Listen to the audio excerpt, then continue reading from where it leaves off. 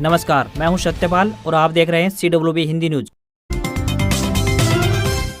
शक संवत 1945, विक्रम संवत 2080। आज आश्विन मास के कृष्ण पक्ष की नवमी तिथि और दिन रविवार है। तदनुसार अंग्रेजी तारीख 8 अक्टूबर सन 2023। नवमी तिथि रविवार यानी आज सुबह 10:13 तक रहेगी। उसके बाद 10वीं तिथि प्रारंभ हो जाएगी। आइए सबसे पहले बढ़ते हैं दिन भर की सुर्खियों की तरफ। हरियाणा में एससी कर्मियों को प्रमोशन में आरक्षण, ग्रुप ए व बी कैडर में 20% मिलेगा लाभ।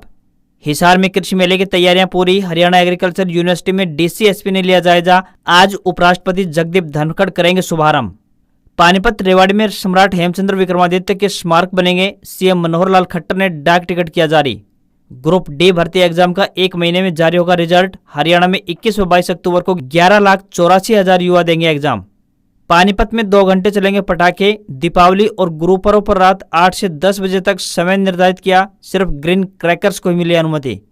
बजरंग पूनिया की हार पर बोले ब्रजभूषण, ट्रायल करवा भेजा होता तो गोल्ड मेडल पक्का था। दया के आधार पर सिलेक्शन नहीं होना चाहिए। भारतीय रेलवे ने 20 ट्रेनें रद्द की। यात्रियों की बड़ी मुश्किलें, बताएंगे पूरी अपडेट। कैथल की मंडियों में उठान पर नहीं हुआ सुधार। 10 लाख क्विंटल से अधिक धान की हो चुकी है आवक। नहीं बचा पैदल चलने तक का रास्ता। सभी के लिए शुरू हुई ई कॉमर्स कंपनियों की फेस्टिव सेल। 39,999 रुपए में मिल रहा आईफोन 12। कई प्रोडक्ट पर 90% डिस्काउंट का दावा। अब बैंक में नहीं बदल सकेंगे 2,000 रुपए के नोट, सिर्फ आरबीआई ऑफिस में बदले जा सकेंगे। अफगानिस्तान में 6.3 तीव्रता का भूकंप, 120 की मौत, 1,000 से ज्यादा घायल। 3 घंटे में 7 बड़े झटके महसूस किए गए। वर्ल्ड कप में साउथ अफ्रीका की श्रीलंका पर सबसे बड़ी जीत, 102 रन से हराया। तो वहीं दूसरी तरफ भारत पाकिस्तान मैच के 14,000 टिकट और रिलीज करेगा बीसीसीआई। आज दोपहर 12 बजे से होगी शुरू बिक्री। और इजराइल हमास में जंग छिड़ी, 230 की मौत हुई। हमास ने 5,000 रॉकेट दागे। इनमें से अब तक 250 इजरायलियों की जान गई। भारत ने फ्लाइट्स पर लगाई रोक। और अब खबरें विस्तार से।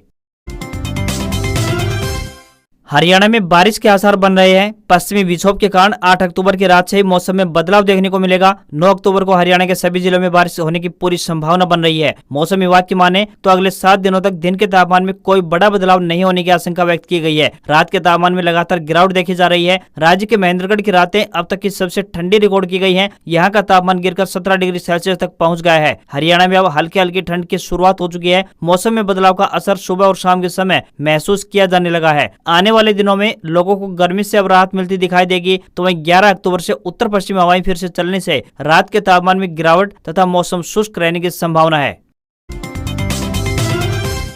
हरियाणा सरकार ने ग्रुप ए और ग्रुप बी के पदों के सभी कैडर में अनुसूचित जाति यानी एससी के कर्मचारियों को प्रमोशन में आरक्षण देने का निर्णय लिया है। सरकार की इस नई पॉलिसी के तहत अब हरियाणा में अनुसूचित जाति के कर्मचारियों के लिए प्रमोशन कोटा के लिए स्वीकृत पदों में से 20% को आरक्षित रखा जाएगा। किसी भी कैडर में सर्वोच्च पदोन्नति वाले पद को छोड़कर ग्रुप ए और ग्रुप बी के सभी पदों पर आरक्षण लागू होगा। हालांकि सर्वोच्च पदोन्नति पद के लिए लागू सेवा नियमों के अनुसार सीनियरिटी को ध्यान में रखा जाएगा। प्रमोशन लाभ तभी स्वीकार्य होगा जब 2 या अधिक पदोन्नति पद उपलब्ध होंगे।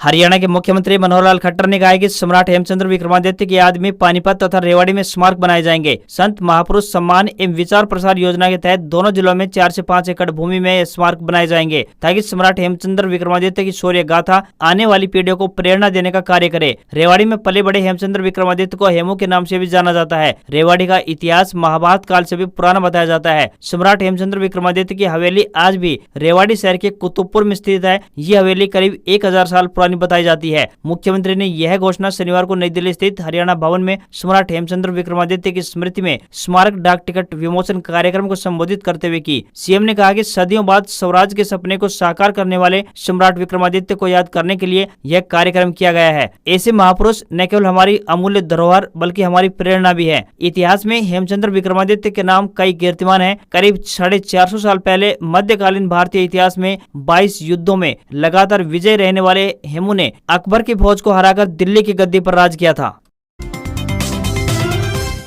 हरियाणा के 17 जिलों में हाउसिंग बोर्ड हरियाणा यानी HBH प्रॉपर्टियों की नीलामी शुरू करने जा रहा है। इनमें आवासीय, व्यावसायिक एवं संस्थागत प्रॉपर्टियों की ई ऑक्शन की जाएगी। जिन जिलों में यह प्रक्रिया शुरू होनी है उनमें रोहतक, सोनीपत, हिसार, पानीपत, रेवाड़ी, पलवल, सोनीपत, यमुनानगर, अलीपुर, झज्जर, सिरसा, फरीदाबाद, कुरुक्षेत्र, फतेहाबाद, सोना, अंबाला कैंट व करनाल में रेजिडेंशियल प्रॉपर्टी की है, जबकि बहादुरगढ़ में इंस्टीट्यूशनल प्रॉपर्टी तथा सिरसा तथा मतलोडा में कॉमर्शियल प्रॉपर्टी की ई नीलामी की जाएगी। बोर्ड की ओर से बताया गया है कि hbh.gov.in पोर्टल के माध्यम से 26 अक्टूबर को ई नीलामी की जाएगी। ई नीलामी पोर्टल पर सुबह 10 बजे शुरू की जाएगी। इस संबंध में स्थल की पूरी जानकारी और ई नीलामी के नियम और शर्तें हाउसिंग बोर्ड हरियाणा की ईमेल hbheauction2020@gmail.com से तथा हेल्पलाइन नंबर 0172 352 0001 पर प्राप्त की जा सकती है। हरियाणा स्टाफ सिलेक्शन कमीशन यानी HSSC ग्रुप डी के CET एग्जाम में देरी नहीं करेगा। एग्जाम के 1 महीने बाद ही आयोग रिजल्ट जारी करेगा। इसको लेकर आयोग की ओर से सभी तैयारियां लगभग पूरी कर ली गई हैं। CM मनोहर लाल खट्टर ने भी स्पष्ट कर दिया है कि एग्जाम 21 और 22 अक्टूबर को ही होगा। यह एग्जाम हरियाणा के 18 जिलों में आयोग करेगा। राज्य के 18 जिलों में 1072 परीक्षा केंद्र बनाए गए हैं। सबसे अहम बात यह है कि इन सेंटरों में चंडीगढ़ का नाम भी शामिल है। हरियाणा SSC ने दावा किया है कि इन परीक्षा केंद्रों पर 4 शिफ्टों में 11,84,000 उम्मीदवार परीक्षा में शामिल होंगे। अक्टूबर में होने वाले ग्रुप डी के युवाओं के लिए बसों में फ्री यात्रा पर भी अभी फैसला नहीं हो पाया है। हालांकि आयोग की ओर से CM से मांग की गई है कि एग्जाम में करीब 12 लाख युवा हरियाणा रोडवेज की बसों में यात्रा करने वाले हैं। ऐसे में इन युवाओं का बस का किराया माफ होना चाहिए। अब CM की तरफ से ही इस पर अंतिम फैसला लिया जाएगा। भारतीय कुश्ती संघ यानी WFI के पूर्व अध्यक्ष ब्रजभूषण शरण सिंह ने एशियन गेम्स में बजरंग पूनिया की हार पर ट्रायल को लेकर सवाल खड़े किए हैं। ब्रजभूषण ने कहा कि बजरंग का मेडल क्यों नहीं आया, इस पर सब बोल रहे हैं तो मैं क्यों न बोलूं। 65 किलो वेट कैटेगरी में गोल्ड मेडल आना चाहिए था। कुश्ती को केंद्र और राज्य की सरकार खूब प्रमोट कर रही है। पहलवानों पर पैसा भी खर्च किया जा रहा है। इसके बावजूद मेडल न आना दुख की बात है। दिल्ली के राउज एवेन्यू कोर्ट में महिला पहलवानों की यौन शोषण केस की सुनवाई में पहुंचे ब्रजभूषण शरण सिंह ने कहा कि अगर ट्रायल कराकर भेजते तो मेडल पक्का था। सिलेक्शन दया के आधार पर नहीं होना चाहिए। यहाँ पर आपको बताते चले कि बजरंग पूनिया को बिना ट्रायल एशियन गेम्स में भेजा गया था। वे करीब 2.5 हफ्ते तक किर्गिस्तान में प्रैक्टिस और ट्रेनिंग पर रहे। हालांकि एशियन गेम्स के दोनों मुकाबलों में वे कहीं भी टिक नहीं पाए। हिसार स्थित हरियाणा कृषि विश्वविद्यालय यानी HAU में रविवार से 3 दिवसीय कृषि विकास मेले का आयोजन होगा। मेले का शुभारंभ रविवार को महामहिम उपराष्ट्रपति जगदीप धनखड़ करेंगे। मेले की तैयारियां पूरी कर ली गई हैं। मेले में आधुनिक कृषि यंत्र, कृषि उपकरण, उन्नत बीज व सांस्कृतिक कार्यक्रम आकर्षण का केंद्र रहेंगे। कृषि विकास मेले की तैयारियों का शनिवार को DC उत्तम सिंह व SP मोहित हांडा ने जायजा लिया। मेले में सुरक्षा के कड़े प्रबंध किए गए हैं। मेले में हरियाणा के साथ ही राजस्थान और पंजाब के किसान भी पहुंचेंगे। मेले में कुल 60 से अधिक कृषि यंत्रों व उन्नत बीज की स्टॉल होगी। कुल मिलाकर 3000 से अधिक पुलिसकर्मियों की ड्यूटी लगाई गई है। मेले के अनेक स्टॉल का लुक प्राचीन हवेली डिजाइन का भी दिया जा रहा है। यह भी काफी आकर्षित करने वाला रहेगा। मेले में आने वाले किसानों के लिए यहाँ अनेक प्रकार की आधुनिक खेती के बारे में सीखने का भी मौका होगा। हर स्टॉल पर कृषि वैज्ञानिक और उन्नत किसानों की टीम होगी। यह वहाँ आने वाले किसानों को बीज व आधुनिक खेती करने के तौर तरीकों के बारे में भी बताएगी। भारतीय रेलवे ने उत्तर प्रदेश के बाराबंकी जिले में रामनगर के पास बुडवल जंक्शन और सुंधियामऊ स्टेशन पर पैच दोहरीकरण कार्य के कारण 20 ट्रेनें रद्द कर दी हैं, जिसकी वजह से हरियाणा, पंजाब, उत्तर प्रदेश और दिल्ली समेत आसपास के कई राज्यों के हजारों यात्रियों की मुश्किलें बढ़ गई हैं। जिसके चलते दरभंगा, अमृतसर, न्यू जलपाईगुड़ी समेत 20 ट्रेनों को कैंसिल कर दिया गया है। जो ट्रेनें कैंसिल रहने वाली हैं उनकी सारणी इस प्रकार से है: अमृतसर कटिहार 14 अक्टूबर को, अमृतसर गोरखपुर 15 अक्टूबर को, गोरखपुर अमृतसर 16 अक्टूबर को, कटिहार अमृतसर 16 अक्टूबर को, कामाख्या श्री माता वैष्णो देवी कटरा 15 अक्टूबर, जयनगर अमृतसर 16 से 25 अक्टूबर तक, वहीं अमृतसर जयनगर 15 से 19 अक्टूबर तक, अमृतसर सहरसा 18 अक्टूबर को, न्यू जलपाईगुड़ी अमृतसर 18 अक्टूबर को, अमृतसर न्यू जलपाईगुड़ी 13 अक्टूबर, सहरसा अमृतसर 20 अक्टूबर को और अमृतसर जयनगर 23 अक्टूबर को रद्द रहेगी। रोहतक में नवीन जयहिंद ने सेक्टर 6 के भाग स्थित आवास पर प्रेस कॉन्फ्रेंस करते हुए सतलुज यमुना लिंक यानी SYL के मुद्दे को उठाया। उन्होंने कहा कि सुप्रीम कोर्ट SYL के मुद्दे पर अपना फैसला दे चुका है, लेकिन उस फैसले को लागू नहीं किया गया है, जिसके कारण हरियाणा वासियों को अपने हक का पानी नहीं मिल पा रहा है। नवीन जयहिंद ने राजनीतिक दलों पर निशाना साधते हुए कहा कि सभी राजनीतिक दल SYL के मुद्दे पर दोगली राजनीति कर रहे हैं। पार्टियों के नेता पंजाब में जाकर कहते हैं कि SYL का पानी पंजाब का है, खून बहा देंगे लेकिन पानी नहीं देंगे। जब उन्हीं पार्टियों के नेता हरियाणा में आते हैं तो कहते हैं कि पानी हरियाणा का है, इसके लिए खून तक बहा देंगे। जैन ने कहा कि न्यायिक प्रणाली में सबसे बड़ा सुप्रीम कोर्ट होता है। जब सुप्रीम कोर्ट के फैसले ही लागू नहीं हो पा रहा है तो कहां जाएं? एक तरफ तो जिला कोर्ट के फैसले को लेकर गरीब लोगों के घर तक तोड़ दिए जाते हैं, वहीं दूसरी तरफ सुप्रीम कोर्ट के फैसले तक को लागू नहीं किया गया है। नवीन जैन ने सुप्रीम कोर्ट के फैसले पर सवालिया निशान उठाए। उन्होंने कहा कि सुप्रीम कोर्ट का फैसला कब लागू होगा या फिर देश में सुप्रीम कोर्ट जैसी कोई कानून की रखवाली वाली कोई संस्था भी है या नहीं। जैन ने कहा कि हरियाणा को हक का पानी मिलना चाहिए, कोई भीख नहीं मांग रहे। हरियाणा के रोहतक से सांसद डॉक्टर अरविंद शर्मा ने कहा है कि पूर्व केंद्रीय मंत्री चौधरी बीरेंद्र सिंह भाजपा छोड़ेंगे या नहीं, इस पर मंथन पार्टी आलाकमान को करना है। वहीं पंजाब सीएम के एक बूंद पानी हरियाणा को न देने के बयान पर उन्होंने कहा कि पंजाब सरकार को सुप्रीम कोर्ट के आदेश का सम्मान करना चाहिए। वहीं डॉक्टर अरविंद शर्मा शनिवार को रोहतक से रिंगस खाटू श्याम के लिए शुरू हुई सवारी ट्रेन में झज्जर पहुंचे थे। रोहतक के बाद उन्होंने झज्जर के रेलवे स्टेशन से ट्रेन को झंडी दिखाकर रेवाड़ी के लिए रवाना किया। सांसद ने कहा कि झज्जर से खाटू श्याम रिंगस के लिए ट्रेन चलने से श्रद्धालुओं को बड़ा लाभ हुआ है। उनकी कोशिश है कि वंदे भारत ट्रेन को भी चंडीगढ़ से जयपुर वाया रोहतक झज्जर रेवाड़ी चलाया जाए।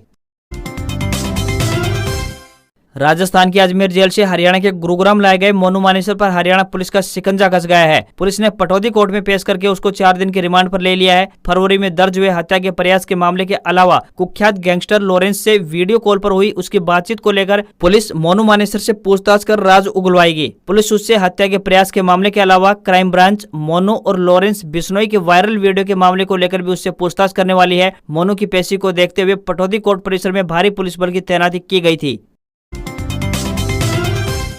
आम आदमी पार्टी के सांसद संजय सिंह की शराब घोटाले मामले में गिरफ्तारी के बाद हरियाणा के गृह मंत्री अनिल विज ने आम आदमी पार्टी को घोटालों की पार्टी करार दिया है। अनिल विज ने कहा कि ये पार्टी भ्रष्टाचार के खिलाफ लड़ाई लड़ने का नारा देकर सत्ता में आई थी, लेकिन अब खुद भ्रष्टाचार में डूब गई है। अगर किसी भी पार्टी के बड़े नेता लगातार भ्रष्टाचार के मामले में जा रहे हैं तो लोगों को सोच लेना चाहिए कि ये पार्टी कौन से गोल और टारगेट लेकर सत्ता में आई थी। विज ने कहा कि आम आदमी पार्टी लगातार आरोप लगाती है कि उन्हें जबरदस्ती जेल में डाला जा रहा है। क्या आपको देश की किसी भी व्यवस्था पर भरोसा नहीं है? वहीं सीएम अरविंद केजरीवाल के देश में डर का माहौल वाले बयान पर पलटवार करते हुए अनिल विज ने कहा कि घोटालों की बाप पार्टी आपके नेता अरविंद केजरीवाल हैं। उन्हें पता है कि उन्होंने कौन कौन से घोटाले किए हैं। ऐसा कहकर वो ये जता रहे हैं कि केंद्र में जो सरकार है वो एक भी घोटालेबाज को छोड़ेगी नहीं। बिहार की तर्ज पर राजस्थान में भी जातिगत जनगणना कराने के फैसले पर अनिल विज ने पलटवार करते हुए कहा कि देश को एकजुट करने के बजाय उसको अलग अलग हिस्सों में बांटने का प्रयास है, जो कि सब वोटों के चक्कर में हो रहा है।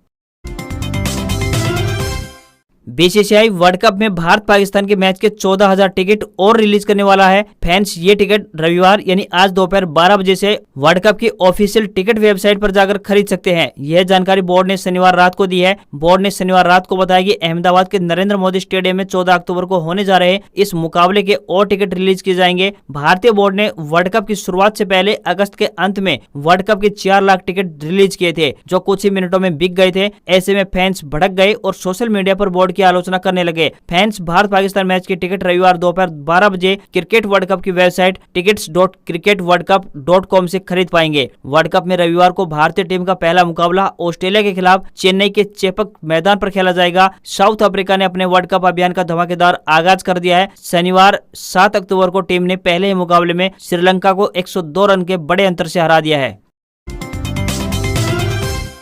अफगानिस्तान में शनिवार दोपहर में आई 6.3 तीव्रता के भूकंप में मरने वालों का आंकड़ा 120 पहुंच गया है। 1000 से ज्यादा लोग घायल बताए गए हैं। 3 घंटे के अंदर यहां पर 6 आफ्टर शॉक भी आए। भूकंप का केंद्र अफगानिस्तान के हेरात शहर से करीब 40 किलोमीटर की दूरी पर बताया जा रहा था। अफगानिस्तान में आए आफ्टर शॉक्स की तीव्रता 4.6 से 6.3 के बीच मापी गई। वहीं दूसरी तरफ इजराइल और हमास के बीच जंग जारी है। बीबीसी की रिपोर्ट के मुताबिक अब तक 230 से ज्यादा फिलिस्तीनियों की मौत हुई है, जबकि 1700 से ज्यादा लोग घायल बताए गए हैं। वहीं 7 अक्टूबर को हमास की तरफ से दागे गए 5000 रॉकेट से अब तक 250 से अधिक इजरायलियों की मौत हो चुकी है। वहीं 1500 घायल बताए गए हैं। इजराइल में बिगड़ते हालातों के बीच इंडियन एम्बेसी ने वहां मौजूद अपने नागरिकों के लिए एडवाइजरी जारी कर दी है। उन्हें सतर्क और सुरक्षित रहने को कहा है। साथ ही इजराइल से भारत आने और जाने वाली फ्लाइट्स को रोक दिया गया है। प्रधानमंत्री श्री नरेंद्र मोदी ने कहा है कि मुश्किल घड़ी में भारत इजराइल के लोगों के साथ है। ई कॉमर्स वेबसाइट फ्लिपकार्ट की द बिग बिलियन डेज और अमेजन की ग्रेट इंडियन फेस्टिवल सेल आज यानी 8 अक्टूबर रात 12 बजे से सभी के लिए सेल शुरू हो चुकी है। एक दिन पहले ये सेल केवल प्लस और प्राइम मेंबर्स के लिए खुली थी। इसमें 90% तक डिस्काउंट देने का दावा किया जा रहा है। फ्लिपकार्ट सभी प्रोडक्ट पर आईसीआईसीआई बैंक, एक्सिस बैंक और कोटक महिंद्रा बैंक के क्रेडिट कार्ड से पेमेंट करने पर 10% का एक्स्ट्रा डिस्काउंट दे रही है। वहीं अमेजन अपनी सेल में एसबीआई के क्रेडिट और डेबिट कार्ड पर 10% का एक्स्ट्रा डिस्काउंट ऑफर कर रही है। फ्लिपकार्ट पर आईफोन 12 39,999 रुपए, आईफोन 13 51,999 और आईफोन 14 64,999 रुपए में मिल रहा है। सभी आईफोन की कीमतें शुरुआती वेरिएंट की हैं। वहीं हाल ही में लॉन्च हुए आईफोन 15 सीरीज में अमेजन फ्लिपकार्ट कोई खास डिस्काउंट ऑफर नहीं कर रहा है। यदि आप कोई भी चीज इसलिए खरीद रहे हैं क्योंकि यह छूट पर उपलब्ध है तो इसे खरीदने का कोई मतलब नहीं है। एक तरह से पैसे की ही बर्बादी है। इसलिए सेल कितनी फायदेमंद है यह अपने आप पर खुद निर्भर करता है। आज खबरों में इतना ही। देखते रहिए आपका अपना हरियाणा का सबसे बेहतरीन news channel CWB Hindi news. नमस्कार, आपका दिन शुभ रहे।